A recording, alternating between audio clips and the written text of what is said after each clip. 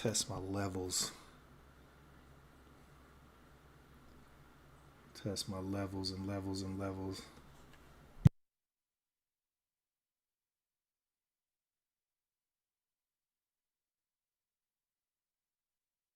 Levels.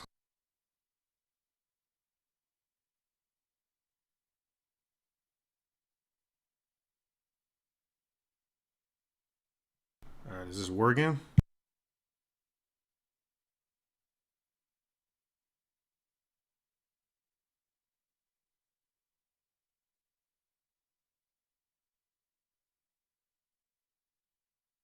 All right, it is working. All right. New pewter.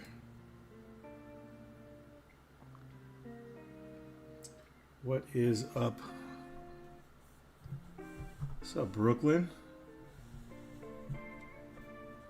If y'all got new names, I don't know who it are. I don't know what it is. I've not done this in a pretty decent amount of time. Just need to move some windows around.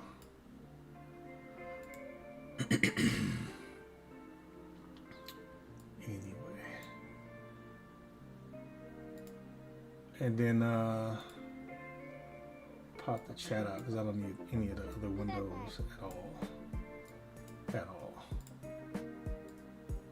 All right, that'll work.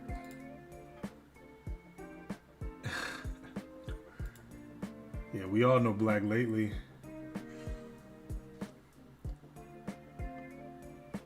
No, I haven't been hiding.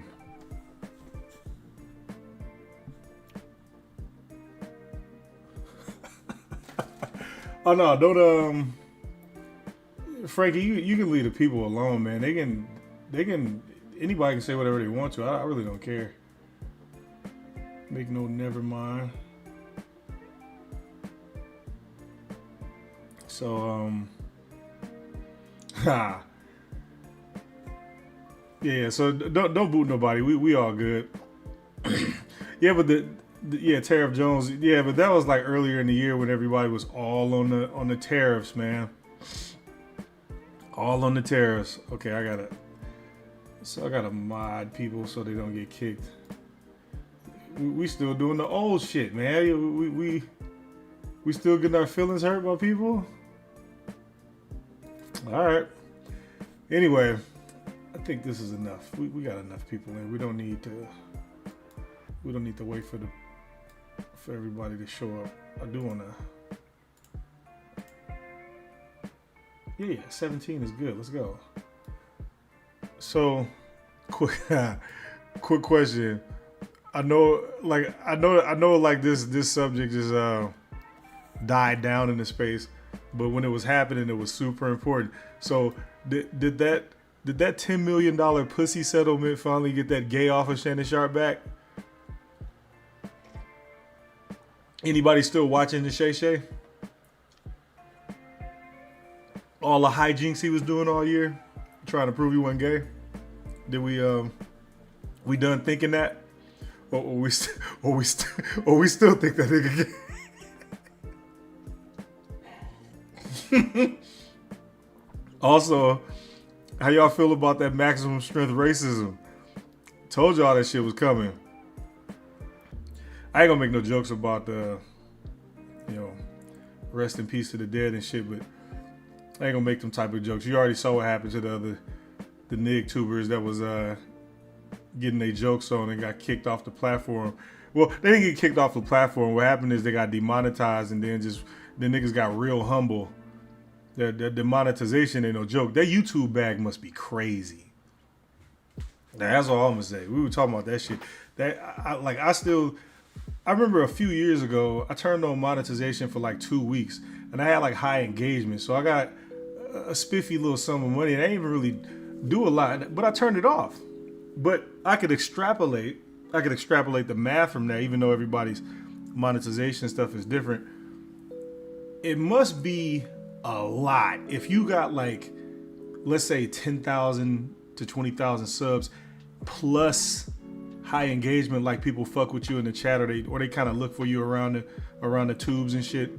and they like click on links where you're mentioned and stuff, you probably get a nice sum of money that you really don't want to miss out on.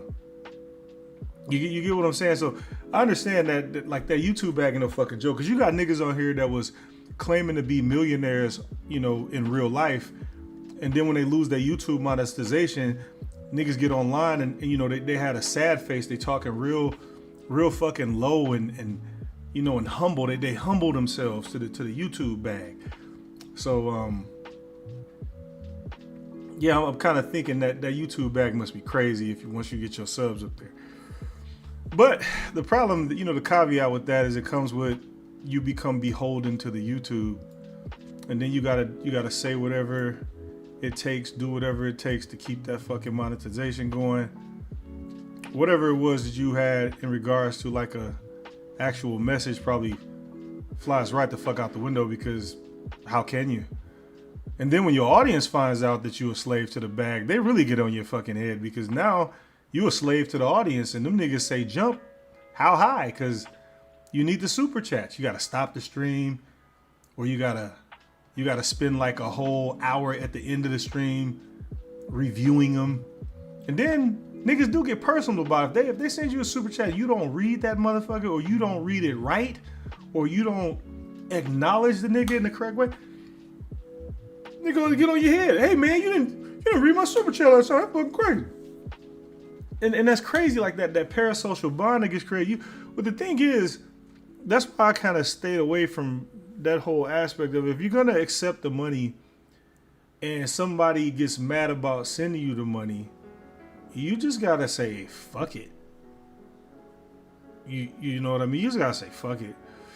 You know. But that's neither here nor there. Anyway, so yeah, my initial question: how many people think that $10 million pussy settlement finally got that gay off of Shannon Sharp back? Who believes that?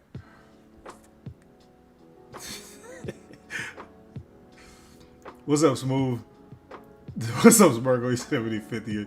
Yeah, that's the angry man shit. So the reason why I asked this question, right? So imagine yourself as a phenomenally athletic specimen of a human that runs faster, hits harder, talks louder and more countryier than 97% of the population.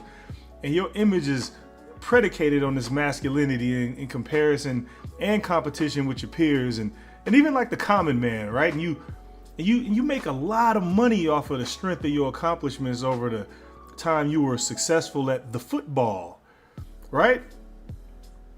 And you think about it. The football is a game of inches played by a lot of backs. These backs typically represent themselves by their positions of quarterback, halfback, fullback. Yo, no, we're not pausing. So, and the goal of the game is to try and touch down on the end zone of the other backfield team, right? It's a very, I'm trying to explain, it's a very masculine game. You get what I'm saying? You got tight end. You know? They like the huddle. You know, they got a huddle. It's official. They like the huddle. They pat each other's backs. You know, not merely as a optional gesture of approval, but it's a requirement for you and your field mates to understand that you have their back. Because, all right, my bad. So usually, you know, you got a guy who runs with the balls in his hands, the ball in his hand, while the other backs chase him down the field with the goal of tackling him to the ground, which then gets them a down. And you do this 4 times, and then the ball switches hands. You understand? The ball switches hands. And the other guys, they have to catch the ball in their hands and run away from the backs. You know, the receiver does this. But he runs away from the backs wanting to take him to the ground for a down. You know, football players are very safe. They're very safe though in this activity. They wear helmets for protection. And the crazy part about this, Trojan had a missed opportunity to advertise with the NFL. You understand? They could have. All right, I'm gonna get off of that. Pause. But anyway, that was just one of my questions, man. You know, earlier this year was crazy, and we had the most quiet dope fiend in the world come out and start talking after he got a super pardon. Remember Hunter Biden? Now all of a sudden this nigga can. Okay, so now you want to talk after you can basically admit the murder and shit and still not go to jail. It don't even matter no more. Don't even matter. You know? So, and then I started thinking, like, how come ever since Team Blue lost control of the media apparatus, now we worried about censorship and taking people's livelihood over speech. And now we want to talk about the importance of alternative media. Now that the manosphere is actually important in the mainstream, which everybody said was not going to happen a few years ago. Now we switching it. We want to focus on video games and pornographic sex as a distractive problem, and we're still not looking at the root cause. You know what I mean? And again, if Team Blue wins in 2028, which is probably going to happen, I want to see the same level of political discourse for the same amount of time, or all of you niggas are exposed. All of you fucking nigga tube pivoting ass nigga. Where the fuck was y'all from 2020 to 2024? Where the fuck was y'all from 2012 to 2016? Where the fuck was y'all? Where the fuck was all this political talk? How come you niggas ain't stopped political talking since November of 2024?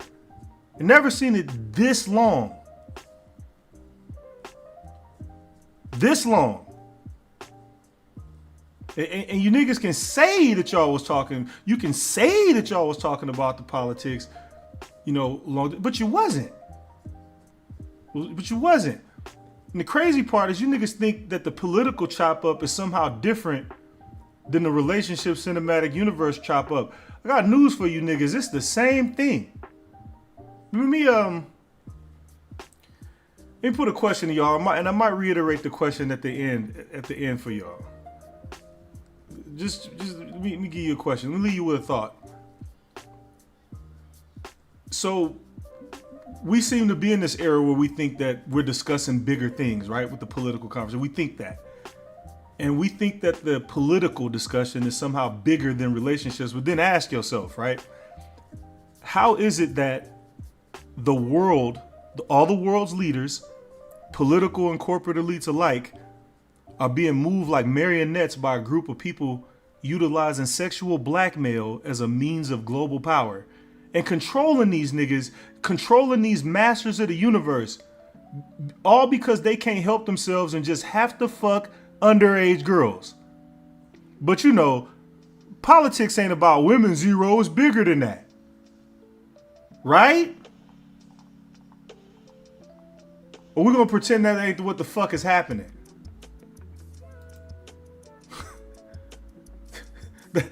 That's the problem with you niggas. It's right in front of your face and you look over it. You can smell the shit and you bite the sandwich anyway. That's your goofy ass niggas. That's the problem. That's part of the problem. It's a bigger problem. And this is why I typically talk the shit I do, because it's like, I know I see it and I know everybody else sees it, but we can't say anything about it.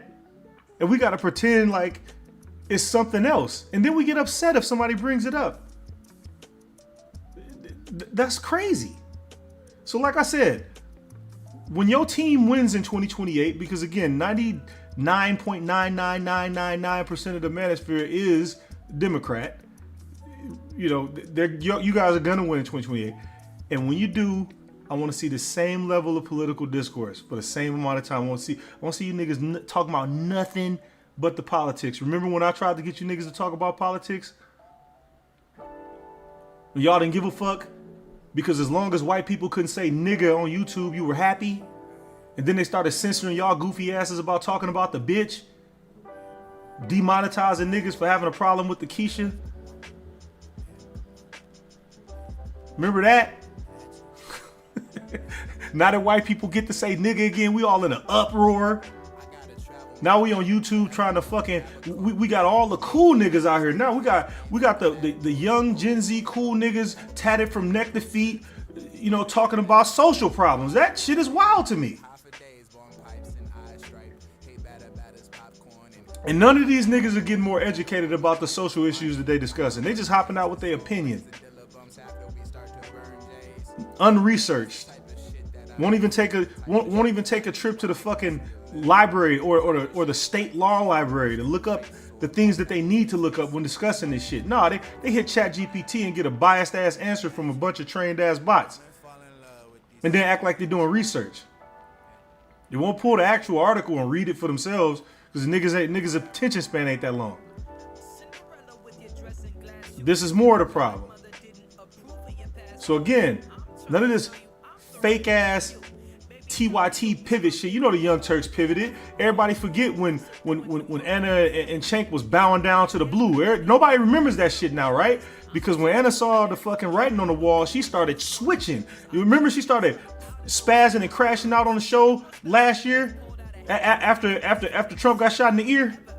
Then she started pivoting in. Cenk was too late with the pivot. So his big head fat ass, he couldn't pivot fast enough. So the audience looking at him sideways. So everybody looking at his ass sideways. So I don't want none of that shit. I want real researched opinion. So you know, Anna's a superstar now. Cause titties, you can pivot when you got titties. You get to do that. If you're a dude, you gotta be consistent as fuck, or everybody gonna turn on you. Unless you a nigga with nothing to lose.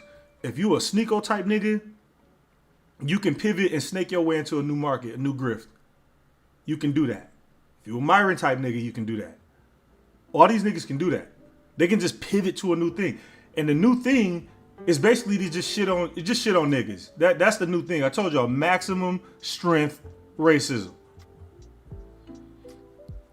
Told y'all last year she was gonna have maximum strength racism. That's all it's about. Just shit on niggas, no matter what. That's my next stream, by the way. We're gonna per capita this shit. We're gonna break the mathematics down because nobody breaks the math down. Nobody looks at these per capita numbers. They just say the word per capita like to sound smart. Did you know that per capita is an economic phenomenon? It is an economic equation to figure out how much money people make, you know, per citizen in regards to, you know, the GDP of, you know, city, state, country, that type of shit. And even then, it's off. Our GDP in Minnesota is $70,000 per person. Bullshit. We have one of the largest homeless encampments in the fucking country. People don't make that money here. So per capita is inaccurate. It's just it's a macro measurement. It doesn't even work on a per person basis. It doesn't even work per 100 people.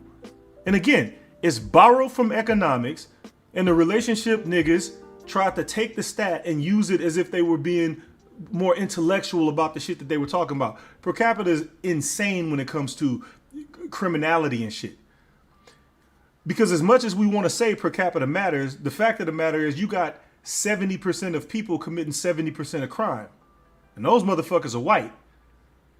And the criminality that we talking about with black people is against other black people. It's literally almost 1-to-1. So what do we have black fatigue about? Are we black fatiguing on the fact that niggas are killing niggas? Do you want to help? Do you want to help us, nigga?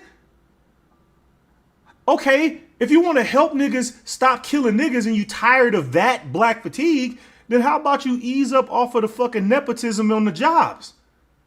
Can you do that?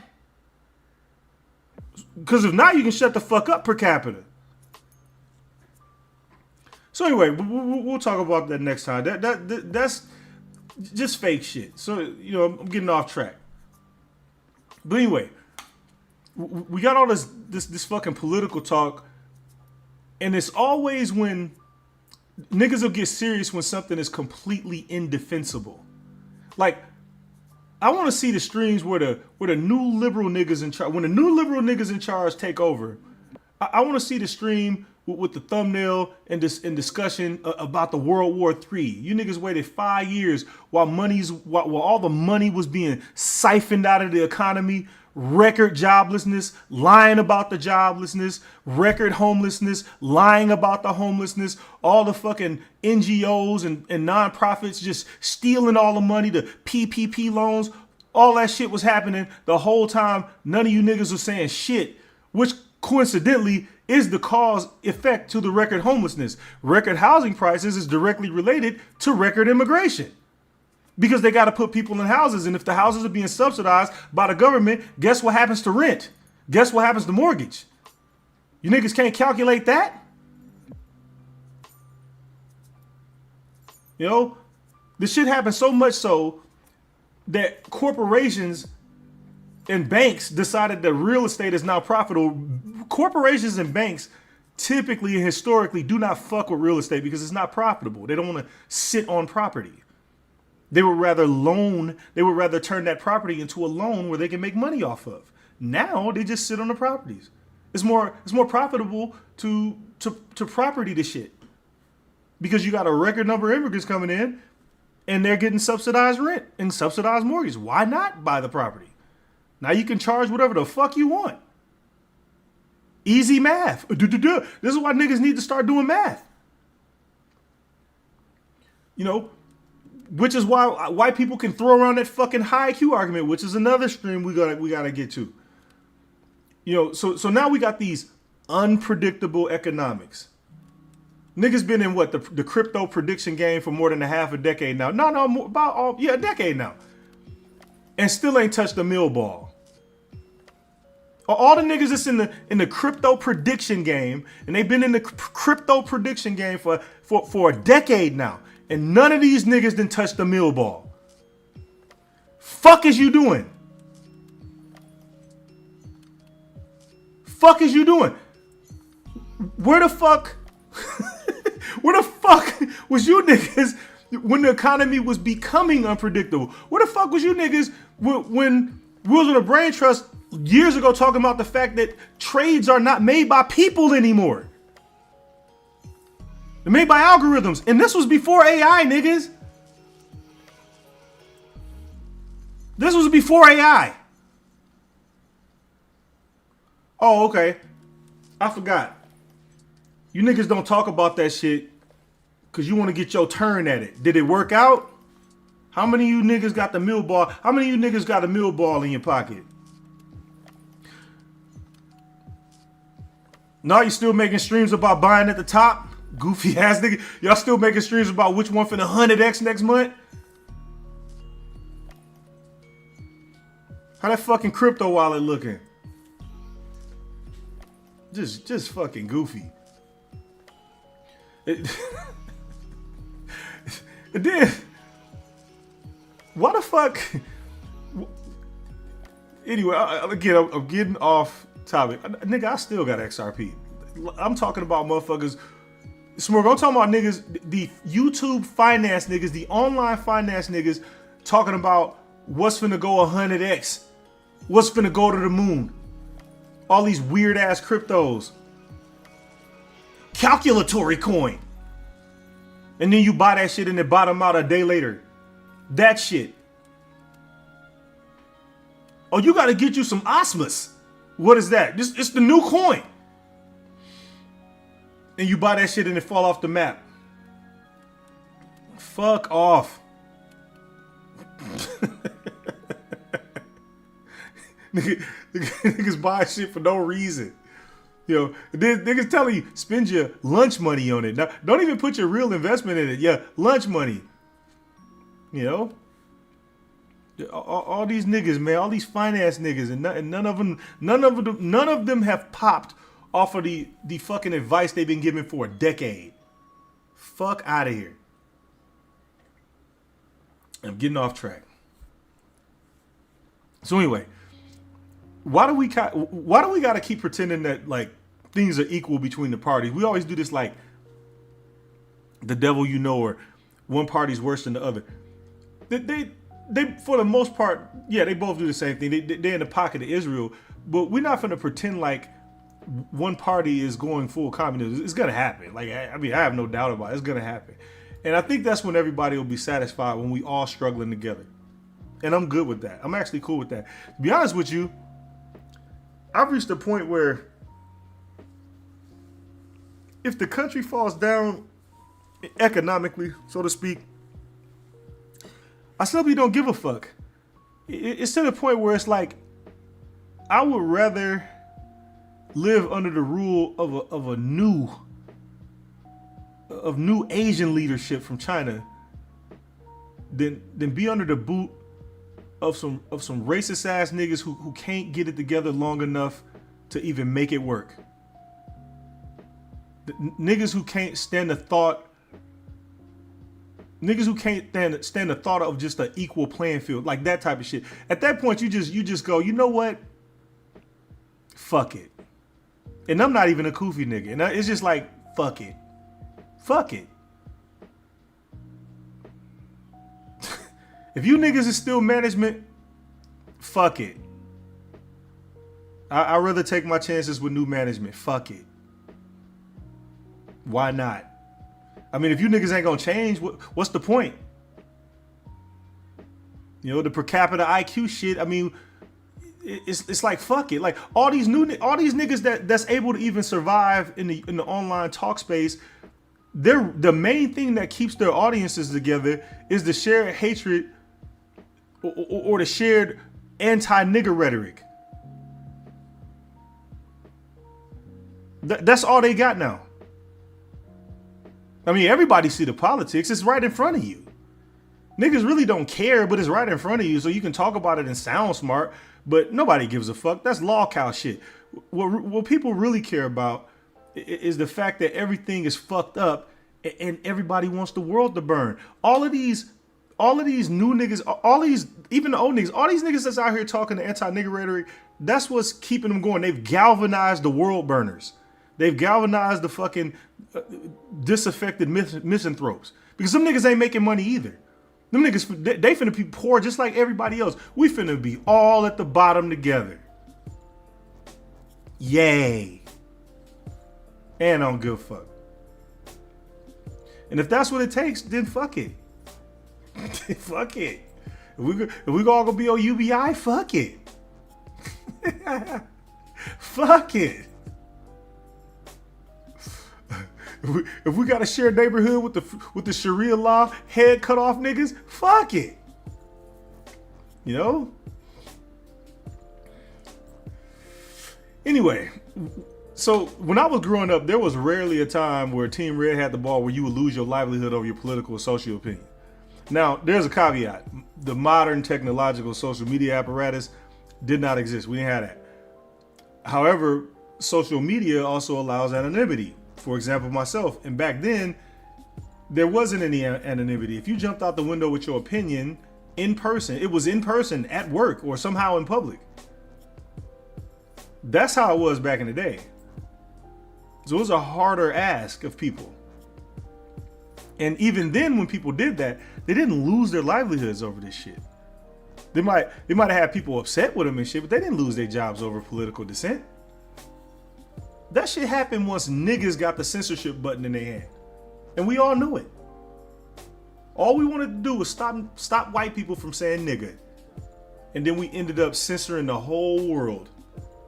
And then Kanye had to die on the cross so you niggas could talk about the Jews again. And nobody gonna give him his flowers. But I will. Even though they shut Kanye the fuck up.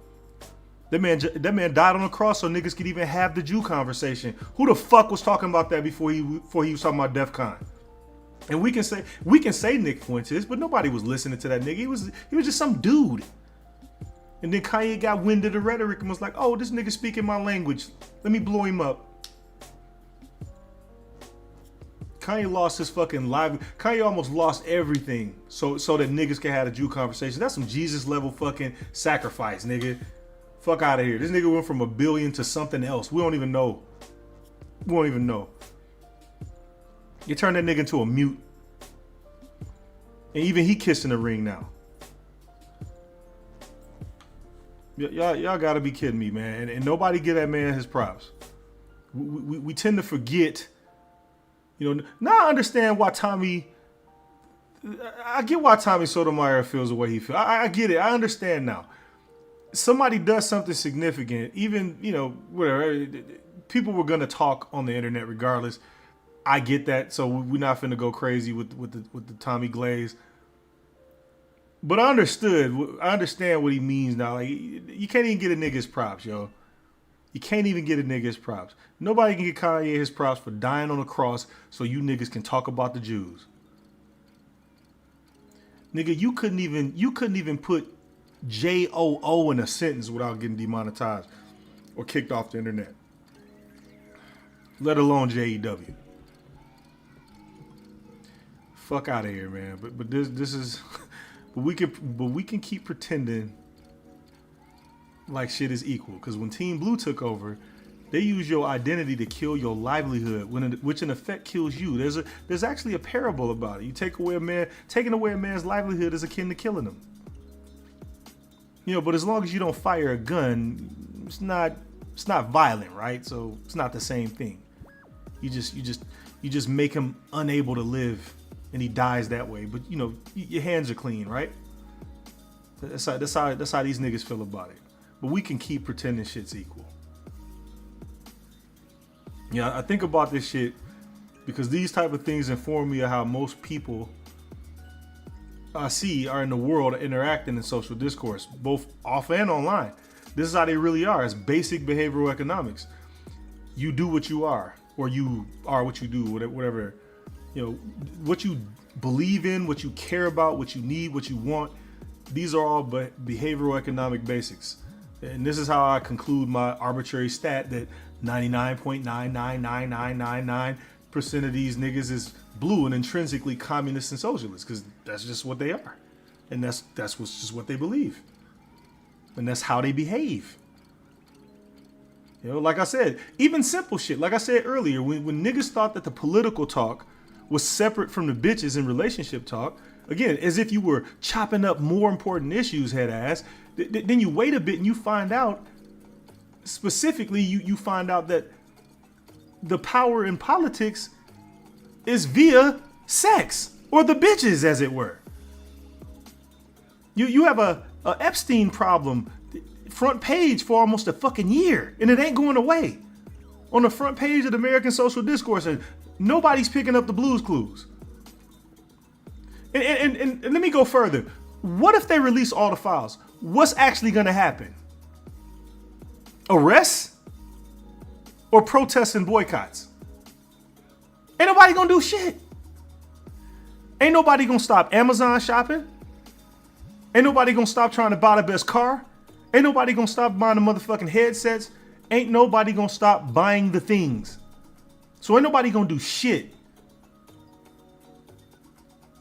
People rich enough to fuck minors are not going to jail. They're never going to jail. Y'all crazy as fuck. The only way you can stop people rich enough to fuck your underage daughter is to stop buying their shit and cripple their money. It's the only way. But your niggas can't do that either. Ain't nobody gonna do shit. Nothing. Ain't nothing gonna happen to nobody. That's the problem with this shit. Niggas just talking.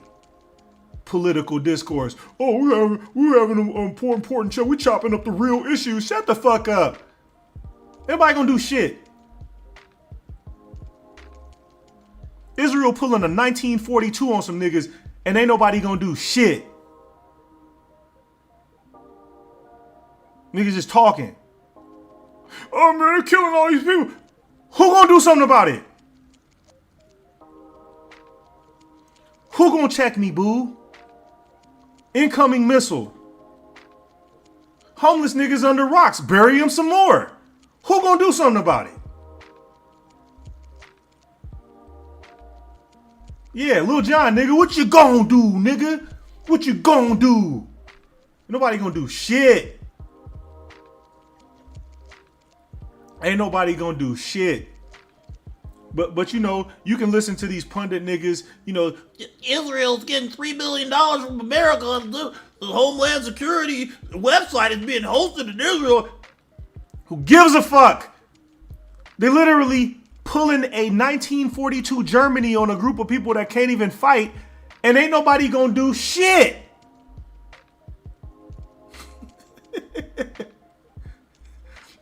They got blackmail photos of world leaders fucking goats and underage bitches, and ain't nobody gonna do shit. Who gonna do something? That's what the fuck I thought. Back down, bitch ass nigga. Yeah, that's what I thought. Sit your goofy ass down before I slap you. So it's a big ass nigga with some Islamic braids rubbing on your shoulders, making sure you understand his strength. Sit your ass down. He ain't gonna do shit. You know? Who the fuck gonna do something? Nobody.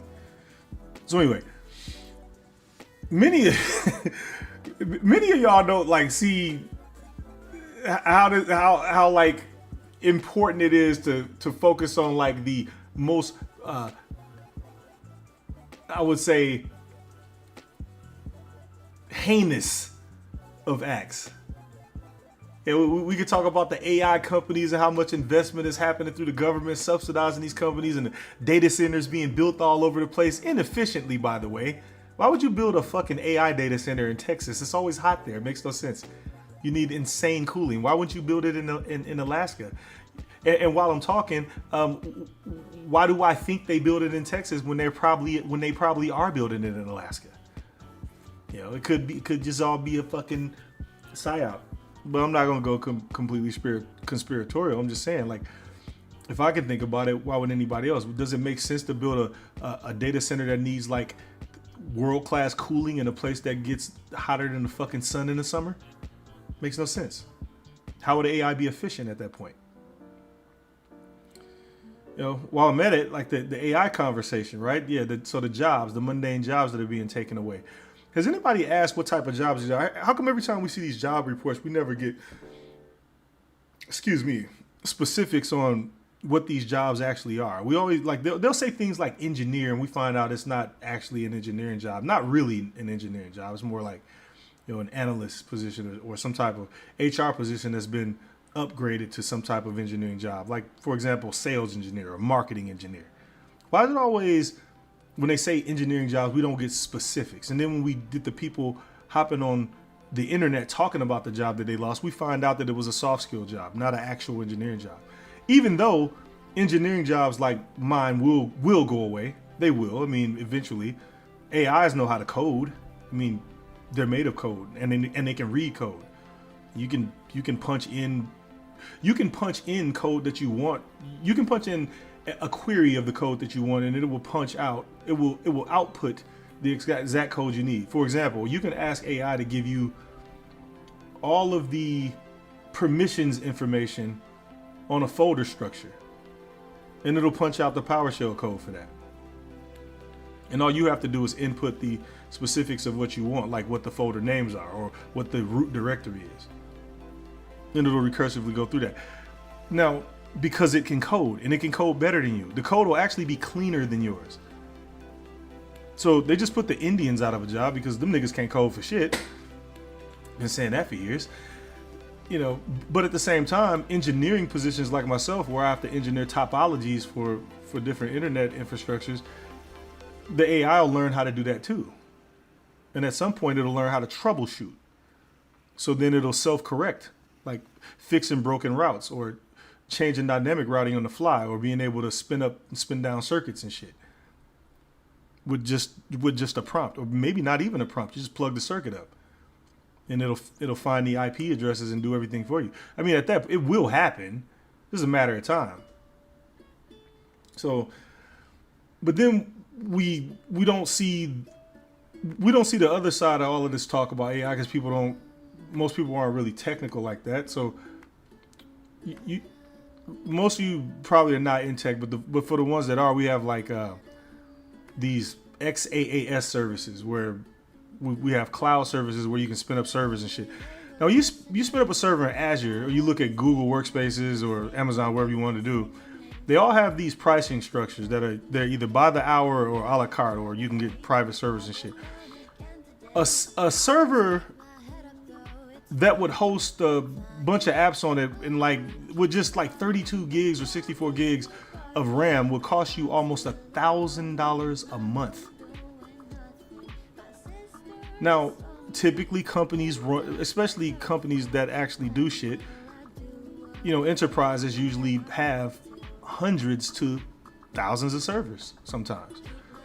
So if everything is going cloud and AI, what do you think is going to happen when your infrastructure is you're being charged by the hour or by the month for your entire infrastructure?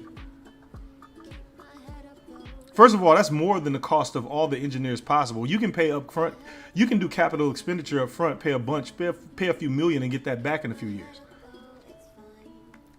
But companies get convinced because the leaders of companies aren't technical. So they get convinced by sales engineers to do this type of shit. And they replace people with the cloud shit. And then they pay the cloud engineers a lot of money, and all they're doing is clicking through a GUI. And then eventually, because they're clicking through a GUI, their job is super replaceable because GUIs are one step away from the AI doing your job because it's already been programmatically made simple. That's why the GUI is there. So if you can click around in the GUI, the AI, they don't need you once they automate the AI out your fucking hands, and voila, your job is gone. Luckily, that hasn't reached me yet. Now, for the AI specifically, how many people here really think that they're going to sell companies cheap AIs that can run their infrastructure for $5 a month? Show of hands. What do you think is the more likely outcome? They just sell the AI wholesale and just give it away to companies to do whatever they want to and make money? Or you think they're going to break them shits up into pieces?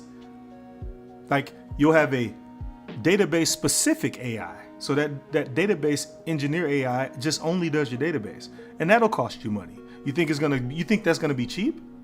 And then you'll have a network engineering AI, and that will be broken up. You'll have the router, you'll have the switch, you'll have the firewall.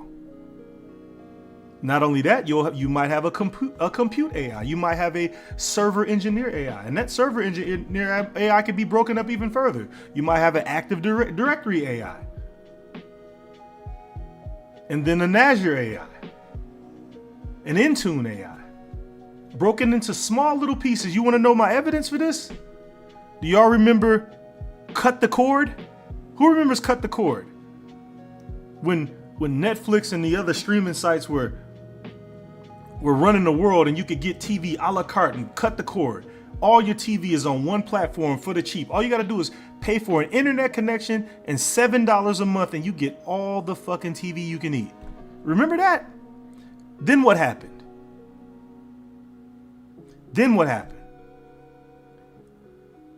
They piecemealed that shit up. Everybody have streaming now.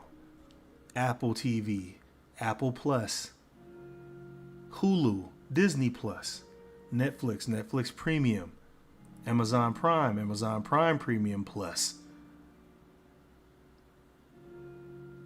All of it. Plex, YouTube TV. It's like nobody gets it.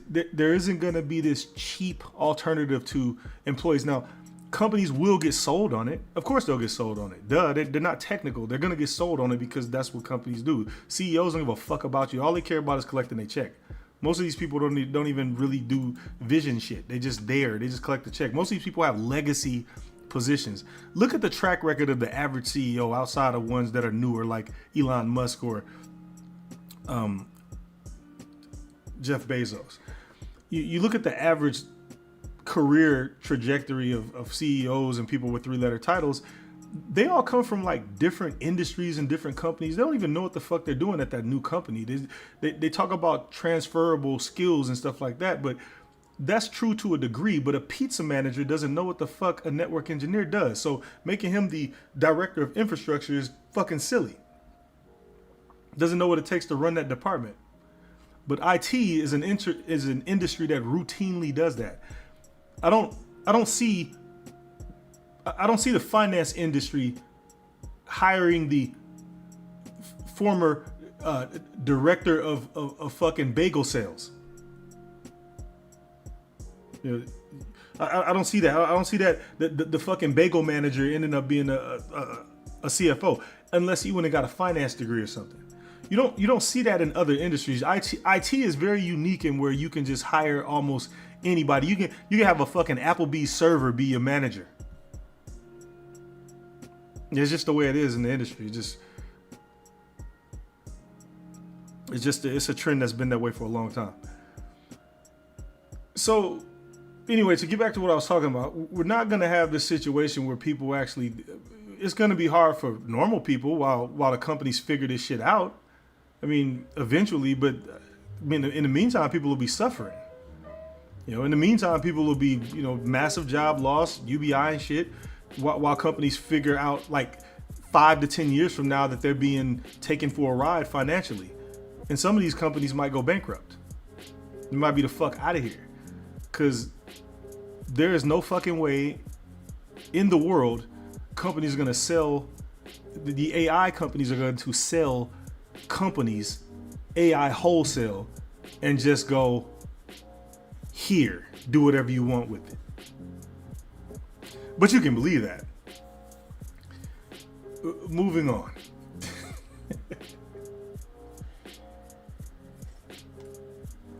So we'll move on. I'll get off this tech shit because I really didn't expect to get on that. I do want to talk about the main point of the stream though. The main topic. I've been at this for a while and I already did get off topic, so I do apologize. We've been at this for 47 minutes and I haven't even gotten to the main topic. So like with the low effort content, right? So I think to myself, like if men are so much the problem in the interpersonal relationships arena, one second, Majin, I tell you what, if anybody is interested, I can spin up an after stream. I do that. So if men are so much the problem in the interpersonal relationships arena, then why the fuck is the public mainstream focus on reducing the legal privileges for women? Like, think about that, right? If men are the problem for interpersonal relationships, then why is the public mainstream focus or sentiment on reducing legal privileges for women? Why is the perceived answer to roll back the clock if men are the problem? On women, anyway. You ever think about these? I say the same shit a lot where I say, like, ask yourself questions as if you were 5 years old. You know how 5 years old, a 5-year-old will ask you a direct question and you don't think about the fact that the 5-year-olds are very direct. So they'll ask you something that'll really kind of that'll put you in a corner. Because they'll ask you about an inconsistency, a logical inconsistency that they can't reconcile. So anyway, that's been my mode to kind of ask these questions in that manner. Like if we're the problem, then what is the need for reducing the legal privileges of women? If we're the problem, ask another question. How come the birth rate decreases after women have the lion's share of relationship choice? Why? So I'll ask a question I asked before, and I'll ask again. So did one day around, 2007, 2008, around the time of the emergence of social media, so did one day men just wake up and just suddenly forgot how to be in relationships, forgot how to talk to women? And if so, where's the evidence to support that? I mean, we have all the evidence on the other side of the coin, right? But where's the evidence for that men just woke up around 2007, 2008 and just forgot how to be in relationships? Where is the evidence for that? You know, social media did not have the same effect on men as it did women. Think about it. Now, let me just preface this before I'm that nigga people walk into the room. Men cannot sell sex in a specific type of way of relationship acquisition like women can. Okay, so again, before you super niggas hop in and say, yes, we can, let me just say, no, the fuck you can't. Also, prove it. I mean, we can see the public record of habit change and the relationship breakdown from that point, from the point of 2007, 2008, when social media emerged. We can also see it from the point of the 1970s. We can also see it from the point of the free love era around 1964. We can also see it from another point just post World War II. We can also see it in another point in around 1920 or the year of suffrage. We can track this. We can track this. Now, however, that ship is sailed. We gonna focus on the future, right? So how do you resolve the problem? Rolling back women's rights is not the solve. And I'll tell you why. Islam has that. Does anybody want to go live in an Islamic country right now? I mean today, right now, and for the rest of your life, the same way you live here, anybody. And I ask this because Islam has the relationship issue under the control. Them niggas got the pandemic under control. Okay? Okay, so if not Islam, okay, what about China? Because China, they has the relationship problem under control too. They can. Now,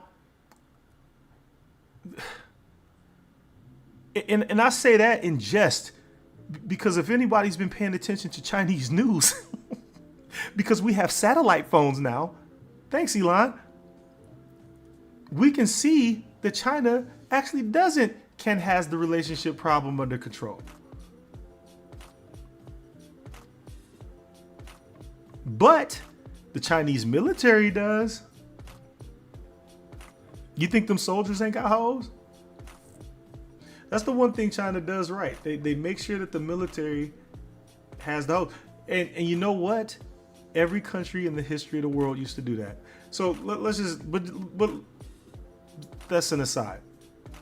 That being said, the fact that the anti-feminist regression or anti-feminist regressive vision is loud and is politically powerful, it doesn't make it right or an effective solution to the real human problems. I mean, I'm anti-feminist for the most part, but some of my views are actually pro-feminist. Like, for example, I've been saying for years, I would like equal rights. I want the ERA. And I say that because a lot of people can't see the vision on that. And I get it. You know, dick hard, hormones, can't see the vision. I get it.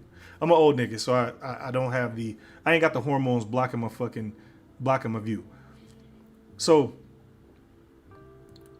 what happens is, under equal rights, you don't have to worry about competing with women for jobs anymore, because all of the caveats and all of the double standards and privileges and incentives that make it so you lose most of your privileges or rights as a man. Like, for example, if a woman gets off the couch after 20 years of being a homemaker, she can just hop into a job after getting some training and become your boss in any industry. So that goes away. That's just one. You want your families back. You want to be able to, have that type of power again. Well, that's the only way to do it. Rolling back women's rights is not going to do it. How long do you think it's going to take before we end up right back here? I mean, think about it. It's happened over and over and over again. Women's rights have been rolled back several times throughout history, and it keeps coming right back to here. So why would you want to do it again? It's the same. It's my same position with communism. It's been tried several times, and we want to do it again because before it wasn't real. Now, I know the answer to that. I mean, the answer to the relationship side of that is men do not want to enslave women forever and a day. At some point, you get men wanting women to make a decision to want to love them back. And that is why we keep ending up back here over and over and over again. And with communism, we keep pretending like the previous version of communism wasn't real communism. It was an offshoot. It was an anomaly. We didn't do it right. We just have to do it right. We just have to do it right. We just have to do it right. It's ridiculous. But my stance on this is a defense of the principle that progress is the solution, which would seem feminist, even though it's not. Also, it's not immediate. And because it's not immediate, it's not satisfactory, especially to the current generation of peoples who, at this point, are nearing the exit phase of childbearing. Anyway, for women, I mean, physically, they're nearing like the 40s, and they're almost out of childbearing range. I mean, you're at the TISM baby phase. I mean, it's kind of risky to have it. I mean, even if you have a successful pregnancy, the odds of having TISM kids are high. So that's where we're at almost now. So the generation of peoples who want that solution is like, nigga, you might have to sacrifice. Anyway, but enough of that. I understand the difficulty in accepting that current state of affairs, though. Like think about it, right? There's a lot of young people hopping online to explore the relationship problem or the social problem, and they're exploring from the beginning, from their perspective, basically reinventing the wheel to reconcile what's already been done over and over and over ad infinitum. However, I can also understand why they do that. They have a distrust of what's been said over the years. They have a distrust of what's been gone over because during the heyday of the relationship conversation at large, or the manosphere or whatever, during the heyday, there was a gold rush and a free-for-all for people trying to monetize the hopes and copes and dreams of people wanting what is likely the most important aspect of their human life, which is a relationship. So you got all the grifting going on while these people were growing up, while these younger people were growing up, and they can't trust anybody. They can't trust the information that they had. And that's me giving them grace, because I'm gonna get on their ass too. And see, unlike other sections of education, like mathematics or some other academic discipline based on evidence and provability, the learned methods in those types of fields are historically recorded, right? And the most accurate and truthful things rise to the top. So you can't argue with 2 = 1 + 1. You can't argue with equations that actually produce a repeatable result. So that's how typically education is done. However, with interpersonal relationships, they've always been governed by loose spiritual standards, which are set forth by belief systems and religions, and parts of it are legally enforced, like marriage, right? So there has never really been an academic level of objectivity in interpersonal relationships. Nobody can just give you a guide on how to get one. However, this method was enough to maintain social order for thousands of years. And how? Well, legal enforcement, the whims of men, patriarchy. But now things are a lot more different. So let me see if I can spell it out.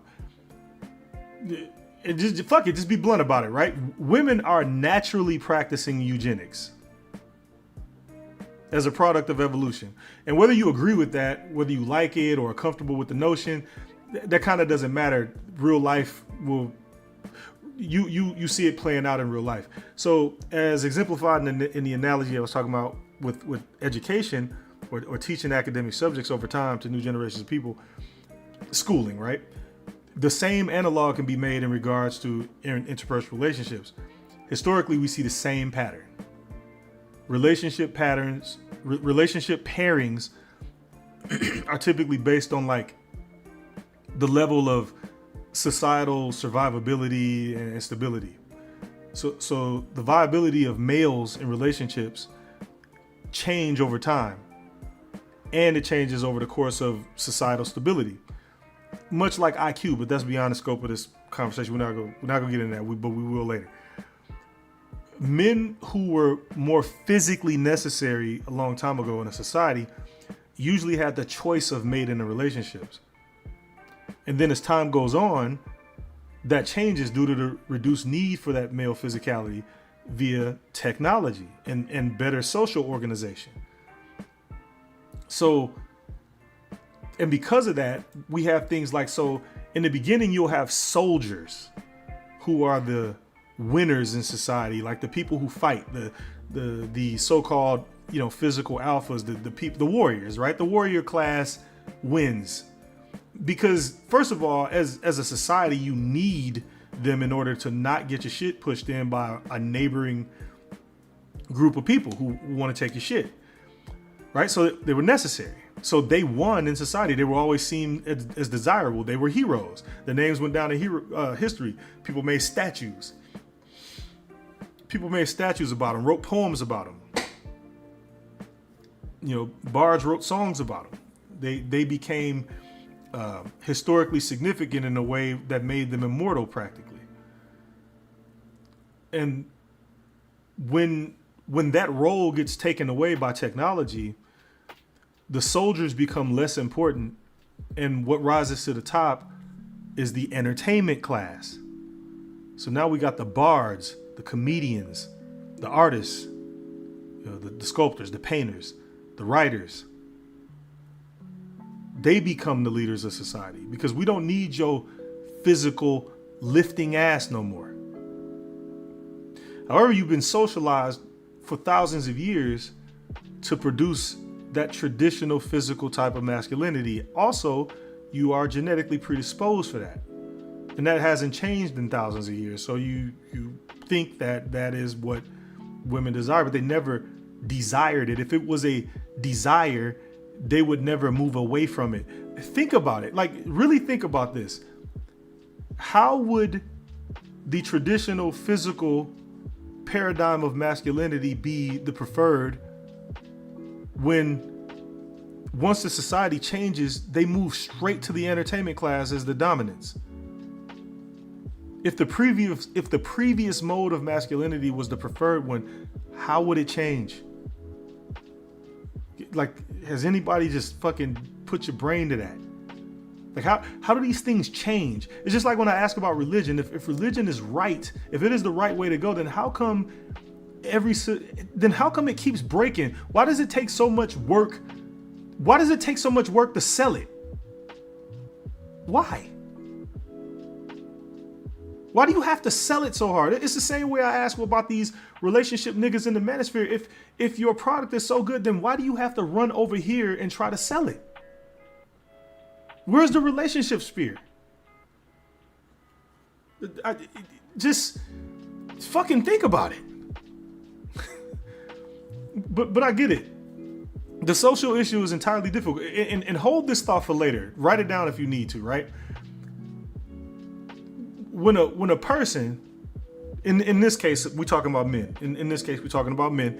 When a person is rejected, when a man is rejected in the pursuit of a relationship, it means that you are unworthy of biological succession.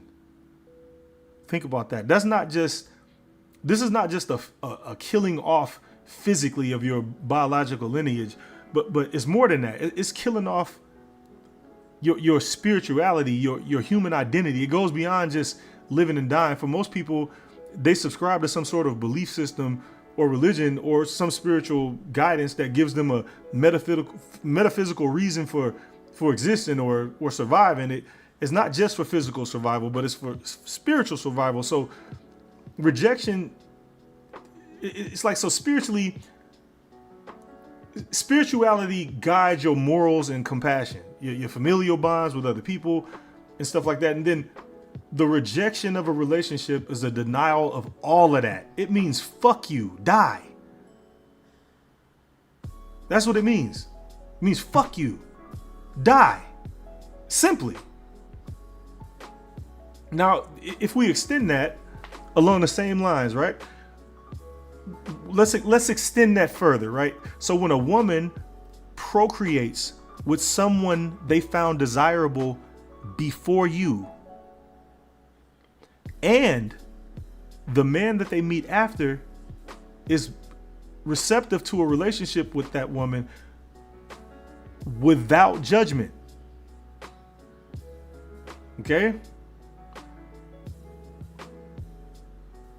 That's a hurtful thing to that's a shit sandwich. And then let's extend it further. When a woman procreates with someone they found desirable, and then later they come running to you, you know, and then the woman is more receptive. Like first they weren't receptive to your type, and then later they become receptive after they've procreated with the person that they wanted to procreate with biologically. And now that all of the previous options are reduced to, well, you and others like you, that's a hard pill to swallow. That's another shit sandwich.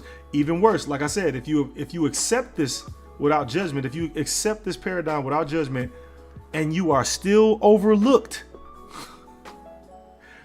that is enough evidence to understand why we have a generation of misanthropic world burners. You understand?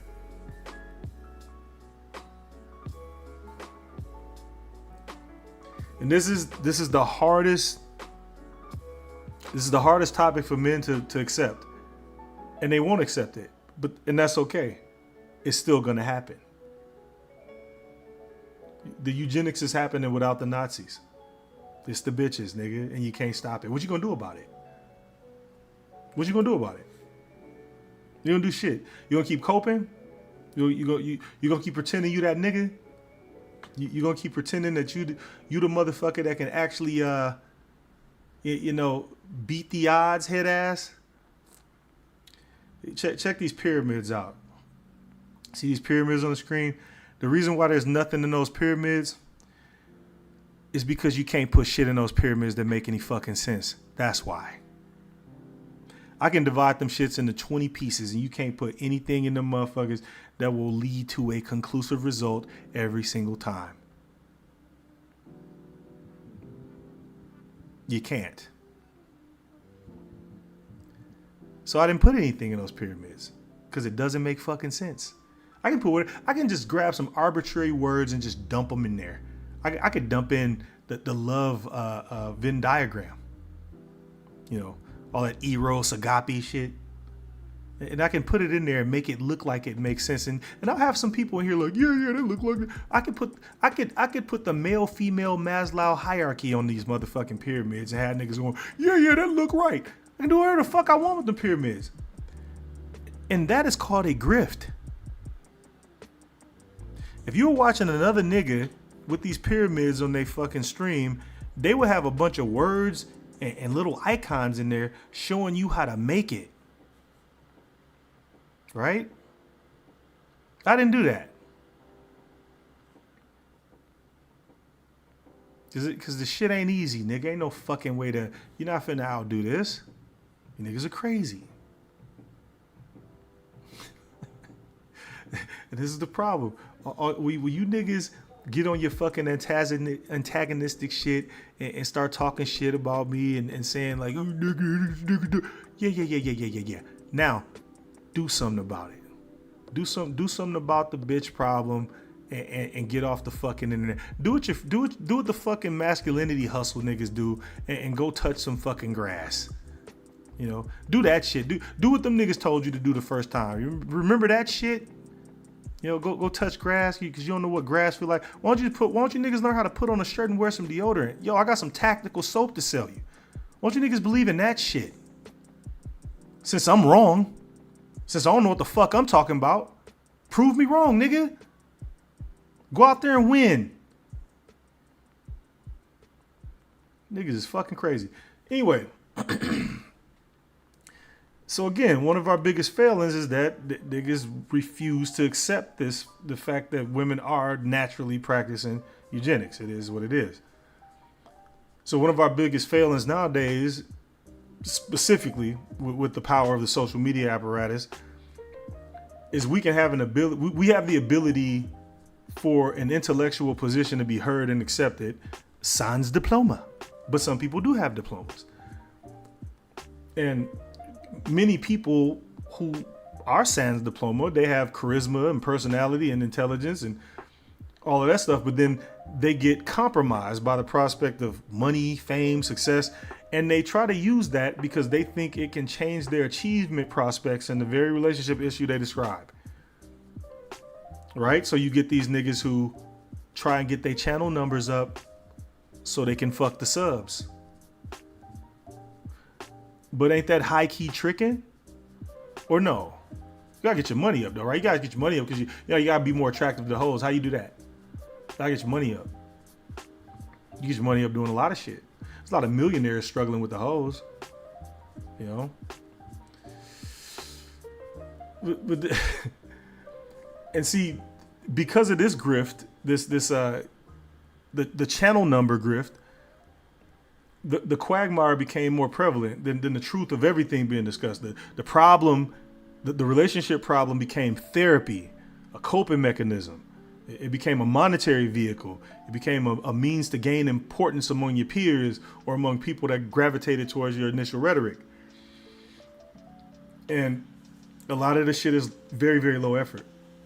Like me, I don't have like all of this crazy ass production quality or hop on camera making crazy ass faces and wearing a suit and shit and got shit in the background and foreground to distract motherfuckers from swiping on the phone. But at the same time, I don't low effort you niggas. I try to get you to think about stuff. I try to get you to think about very difficult subjects to accept versus just saying, yeah, man, this bitch is crazy. You know, that's not low effort. But I blame a lot of you non-charismatic, low effort content producing ass gaming chair sages that won't even take the minimal effort of utilizing the library information at your fingertips. Like I said, like you can't research shit. You can't even get historical documents, legal documents to related to the social discourse that you want to be a part of, and simultaneously you scoff the people who do put in that effort. It's fucking insane. Many of you niggas, y'all want to be personalities. Y'all want to be personalities now due to the advent of technological replacement of typical work, like discussed with the AI shit. And again, I'll repeat, my profession ain't safe either. But the difference is, most of you niggas have been running from typical work as if it was a plague for your whole life. You've been hustle niggas. And then at the same time, you don't understand or appreciate that the 9-to-5 effort is where most of, if not all, of the technology that you utilize came from.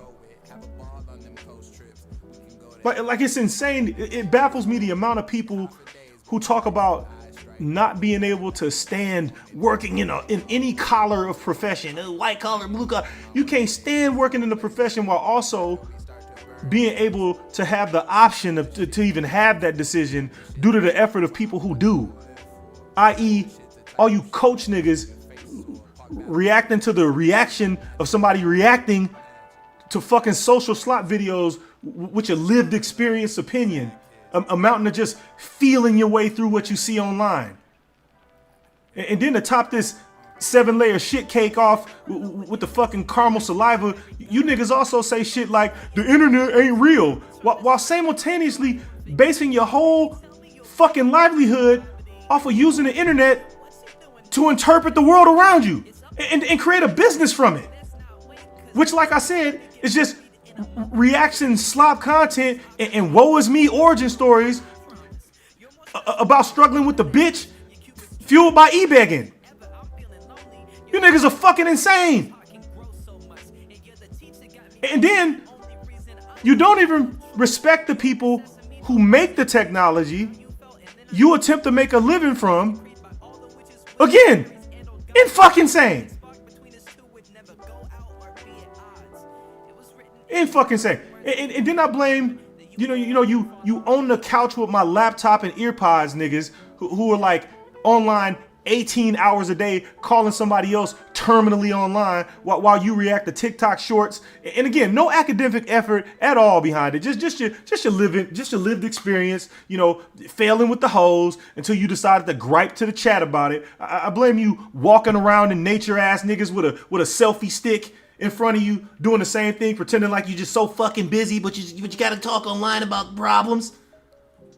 You know, you're doing the same thing these on the couch ass niggas doing, but it's different because you trying to project that you go outside. No one gives a fuck.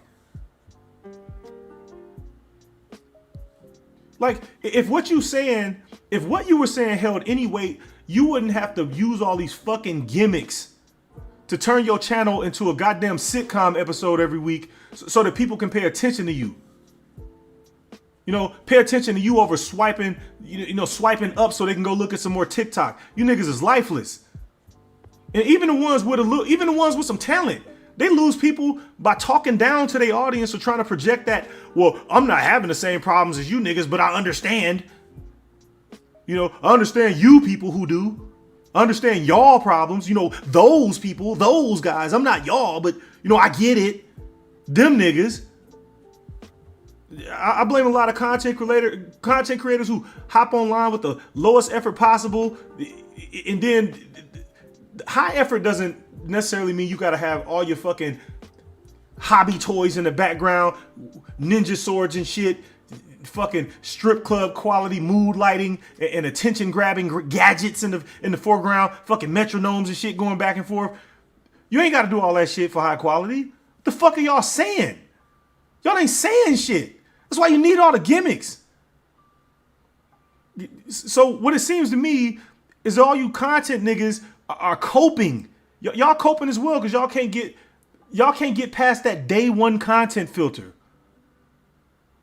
You can't get past the day one content filter. Just like some nigga in the chat said earlier, oh, here comes the genetic filter. Yeah, nigga, the genetic bottleneck filter. Yeah, nigga, it is a genetic bottleneck filter. Duh. And you listen to niggas who can't even get past day one content. That's why you niggas stay mad. Stay hopping on the next motherfucking stream of niggas going, is it women's fault or men's fault? Who makes the most babies? Why do women hate men? Why do men hate women? Who's really the problem, men or women? How come women do this? How come men do that? You niggas sound like comic view comedians from the 90s. Day one content ass niggas, and you niggas consume that shit every motherfucking day, and then you wonder why the manosphere died. Then niggas be looking, niggas be running. I be seeing niggas in the cloud looking for somewhere to go to get some form of fucking entertainment with some enlightenment. You niggas, nobody's doing it because nobody can. All these niggas are stuck trying to be nice to hoes on stream. Don't scare the hoes. Who gives a fuck about scaring these fat ugly bitches? Who cares? Who the fuck cares? It's insane. Because you niggas ain't saying shit.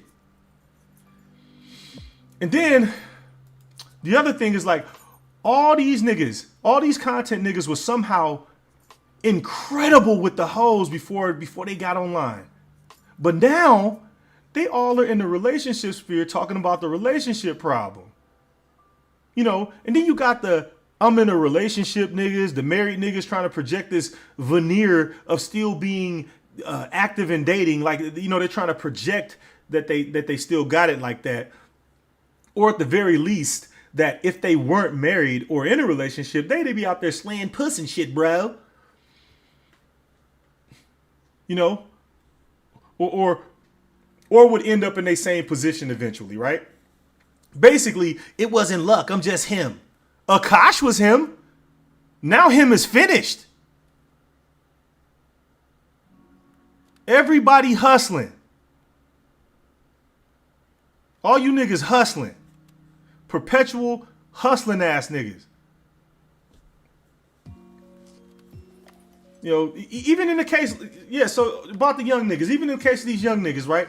They also in on the fix. I used to think that the young niggas just got here and was simply learning the information, right? And was confused for the most part. Like I described above. I used to think that. And to be completely fair, a lot of them are new and naive. However, I have noticed with a lot of these content creating ass niggas, the young ones, I've noticed that the more they talk, the more they reveal as of late that these niggas have been here a very, very long time. They pretend to be new, but then they end up disclosing that they've been watching for years, as much as 10 years or more. Which will put a lot of these young niggas at around, I don't know, puberty when they first started consuming the relationship conversation. Now, here's what happens. These niggas, instead of gravitating towards motherfuckers that will tell them the truth, guess what they gravitated towards? Just take a guess who the fuck they started listening to the most. Even though they had options, guess who they ran to? Guess who they went over to? Because they couldn't take the actual truth of the matter. It's too negative. It's too negative. Guess where they went? Just guess. Guess where the young niggas went? Dating coaches. Dating coaches. You know, they bring up who they fucking heroes was in the space and shit a long time ago. They all went straight to the fucking dating coaches. The obvious lying niggas. The niggas. The niggas who look like. Nigga, don't let me get. I'm not finna roast niggas' face.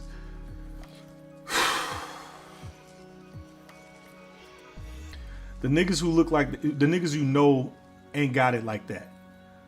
Telling you stories about supreme hoe getness. That's what they ran to. Niggas you know ain't got it like that. Talking about how to get bitch ABCDEFG, buy my course, $5,000. They went to them niggas. Now, 10 years later, these motherfuckers, you know, they in their mid-20s, some of them in their early 30s, some of them closing in on 30, and they all going, well, yeah, I got lied to by these guys. They told me that all I have to do is confidence. Approach. 1,000 bitches a day. Friend game. Neg game. These niggas. They went straight to the fucking coaches. And now they pretending like they knew and just finding out how shit goes. Figuring it out. You're not figuring shit out. You young niggas been here the whole time. You already know who, but you know what? I get it. The hormones is raging. You trying to find a way to get past the reality of the situation. Completely understand that. So just say that. But don't lie to yourself. It's fucking insane. You know?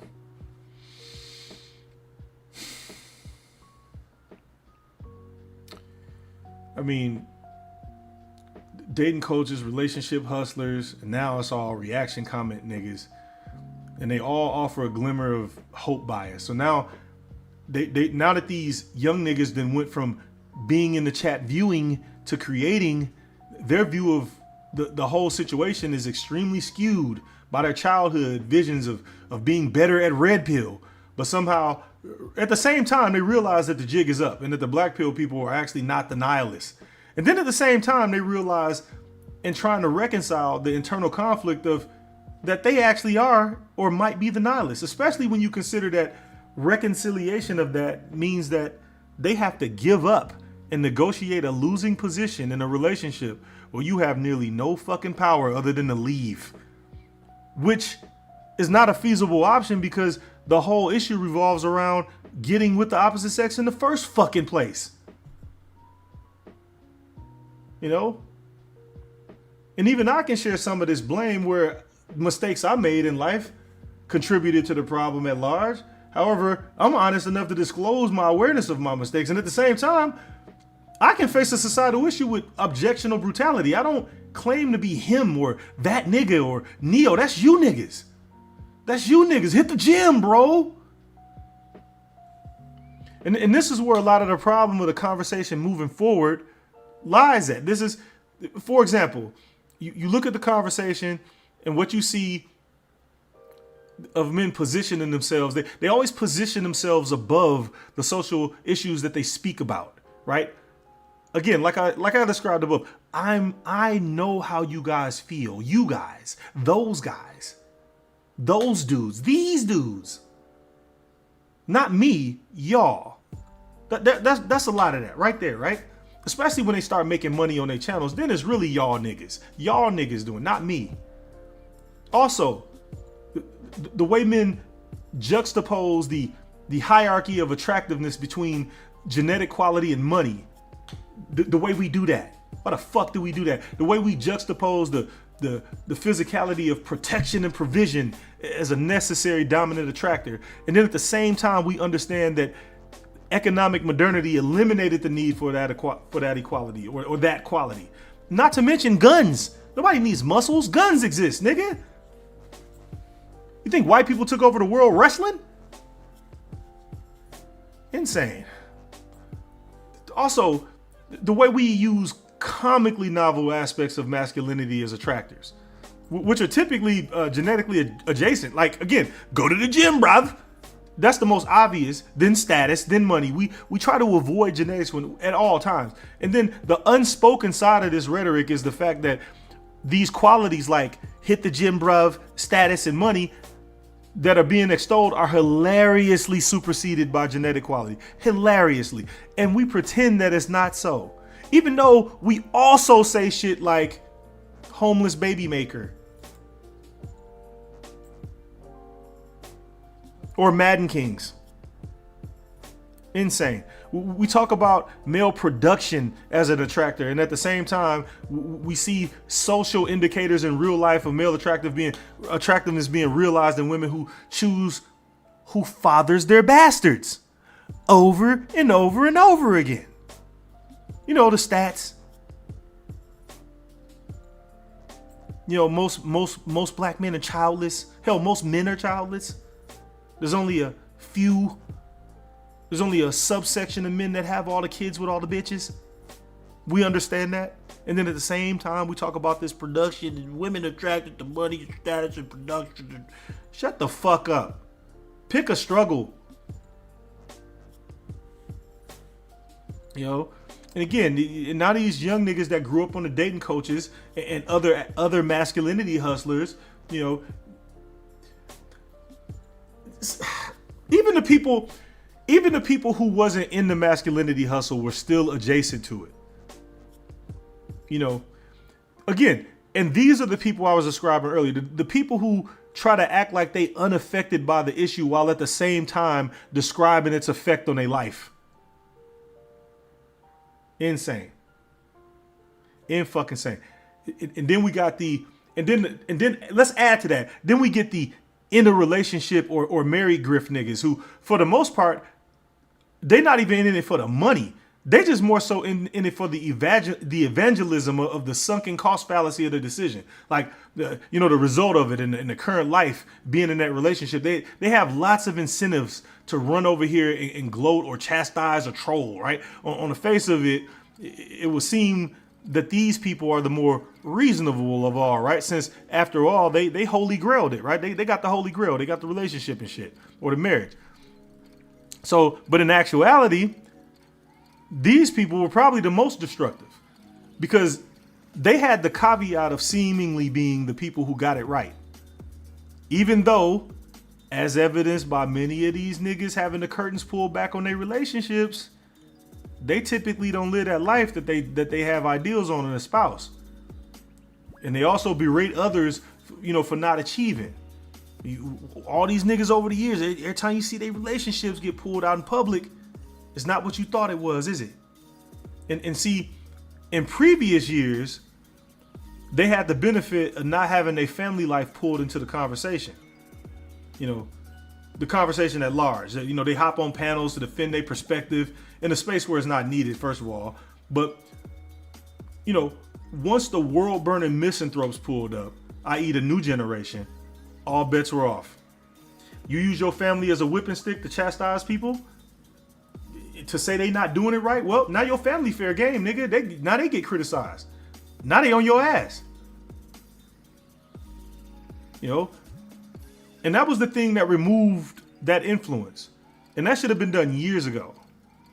You know, because the thing is, these niggas are dangerous because unlike having a monetary incentive, they do it because they're on a mission that they think is of higher responsibility, or they act like they performing a service based on some overplayed poker hand that's their fucking relationship.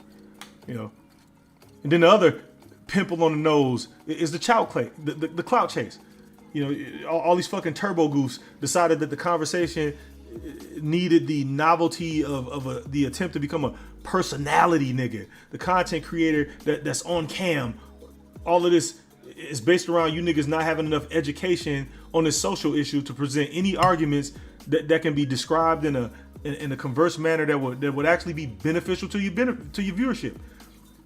None of you niggas have, and again, you don't have to have a diploma for credibility, but you niggas don't have credibility just based on the merit of being able to understand what it is you're speaking about, outside of your fucking gut feeling, you know, and your attempt to constantly have entertainment value. You know, and most of you niggas focus on the entertainment value. Hence, again, like I said, the cam up niggas. Speaking of, I used to bite my tongue about that shit because I'm physically anonymous, a voice in the void. And I do that because the incendiary nature of my conversation and the conversation at large and the unreasonable and over-prosecuted consequences of having an opinion contrary to that public mainstream, coddling, hopeful, false positivity, LinkedIn type behavior shit that you niggas seem to enforce via doxing and protestation and removal of your livelihood, which then leads to a situation where the only people who can talk are the crash out niggas with nothing to lose. And you like it that way because you get to control them. If you don't like something they like, if you don't like something they said, you get to change their perspective by affecting their money. That's you goofy ass niggas. Because you want to be soft, handheld and coddled into your fucking graves. Insane. And nobody's saying anything that means anything. You know, it leads to a situation where people are just being incendiary just to be incendiary. And only in the context of having an audience willing to fund that. Like I said, they own you now. You know, it's just for the sake of it. And right now, the rhetoric is, I hate niggas. We got the coons going real hard. You know, black conservative perspective piece, that nigga, the cop nigga, Brandon Tato Chip. You know,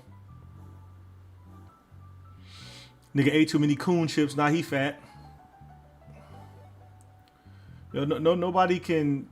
And again, when you get to this type of audience, you likely can no longer hold a normal occupation, which might include a profession that you actually care about and are talented at. But your opinion on social matters bars you from that livelihood. You spend the better part of your life acquiring those type of skills, you know, for making a living. And you're a person in a field where your competence has you managing either services or systems that have an effect on a mass of peoples. And your performance at your occupation has nothing to do with how people react to your opinion. And now this is where we are. And now all of you on camera niggas are fair game for the masses. And I don't give a fuck. And I'm not going into that area of exposure. That shit is insane.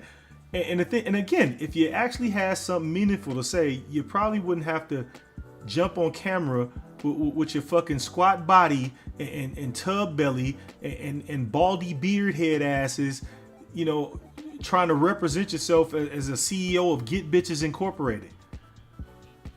Y'all did that. Y'all did that.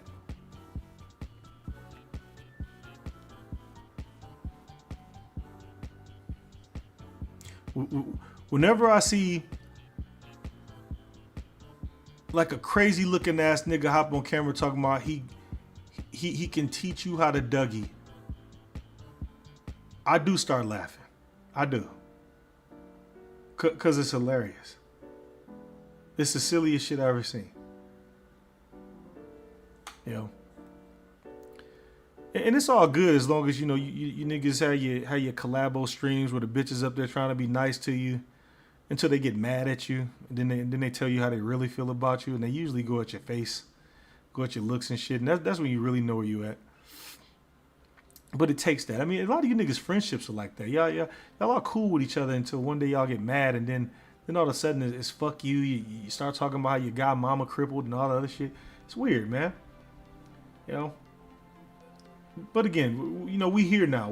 The only influence is shifted to the unreasonable niggas. Now we got only the single childless crash out niggas with no sense of social responsibility outside themselves. They're the ones that are the most famous and notable. Like Nick Fuentes, like Myron Gaines. They're the ones who speaking now on issues that require a social situation or a social solution that is of human interpersonal relationships for stability, i.e.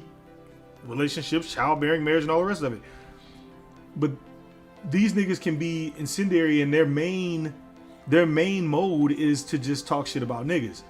And partly the reason for this is because most people are looking for a genuinely reasonable take on the social problem. And they're typically told by even the most prolific and credentialed social philosophers and doctors, they're told to just fall on the sword of male responsibility. And this is more importantly, in vain. Not just a sword, not to fall on the sword of male responsibility for a purpose. No, it's in vain. Because it's the honorable and masculine thing to do. You remember Jordan Peterson? Y'all remember these niggas? Y'all remember Stephen Molyneux and Human and all the rest of these? Y'all remember these niggas? I mean, even Coach Greg Adams was with that shit for the most part. Look at the new nigga, Andrew Wilson. I told y'all about his stick a couple years ago. Well, I ain't even gonna go into that shit. Fuck that. That's an aside. So again, we got these people who are currently very effective at crash out level rhetoric. They're crash out level rhetoricians. And again, they play the game of catering to that extreme audience of world burners, nationalists and racists and shit. And you can get that audience even if you black. And at the same time, sometimes they claim to be one of the disaffected followers like Nick Fuentes, while also hating those same people. and I think I know why. It's like when you depend on this rhetoric as a livelihood, this super incendiary rhetoric, and your audience owns you, and you inherit the people who are the most extreme, and they want you to log out. They want that cozy racisms. They want that nationalisms. They want that fascisms per capita. And that's all it's about now. It's no longer about the truth. Nobody cares anymore. And with the new generation of people in the space, we are that much more removed from the original effort of solving an unprecedented social issue. So I'm gonna get the fuck out of here. But before I go, I'm gonna reiterate the thought that I tried to leave you with earlier. And I tried to use language that didn't focus on feminism as much as I used to. So I'll repeat. We seem to be in this era where we think that we chopping it up on bigger things because now we're more politically focused, right? We're discussing bigger things than relationships. This is bigger than relationships. The bitches ain't everything, right? But then you ask yourself, seriously ask yourself this question. How is it that all the leaders of the world, political and corporate elites alike, how is it that these people are being moved like puppets by groups of people utilizing sexual blackmail as a means of global power and control over these people who have so-called mastered the game? They've mastered the universe. And they're being controlled through sexual blackmail, all because they can't not fuck underage girls. Why is that? And again, I'm going to repeat. Politics ain't all about women, Zero. It's bigger than that. Y'all have a good night.